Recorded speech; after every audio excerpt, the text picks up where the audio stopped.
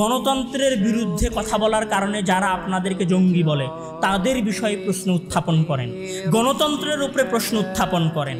এটা কতটুকু সামঞ্জস্যশীল, কতটুকু কর্মক্ষম সেই বিষয়ে প্রশ্ন উত্থাপন করেন। এইটা কতটুকু ফাংশন করতে পারে সমাজে সেই বিষয়ে প্রশ্ন উত্থাপন করেন। পৃথিবীর কোনো বিশাল জনসংখ্যার দেশে গণতন্ত্র এখন পর্যন্ত ফাংশন করতে পারে নাই।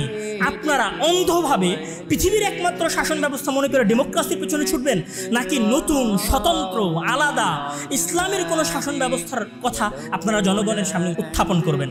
আমি যদি বলি যে ডেমোক্রেসির সবচেয়ে বড় মূল ভিত্তি যদি হয় জনগণের শাসন কায়েম করা, তাহলে আমি বলবো যে বাংলাদেশের যত রাজনৈতিক দল আছে তাদের সবাইকে আগে এই বাক্যে একমত হওয়া উচিত যে বাংলাদেশের জনগণ কি গণতান্ত্রিক সিস্টেম চায় নাকি বাংলাদেশের জনগণ ইসলামিক শাসন ব্যবস্থা চায়। আগে এইটার উপর ভোট হতে হবে, তারপরে ডেমোক্রেসির বিষয়ে ভোট হবে, তারপরে নির্বাচনের আয়োজন হবে।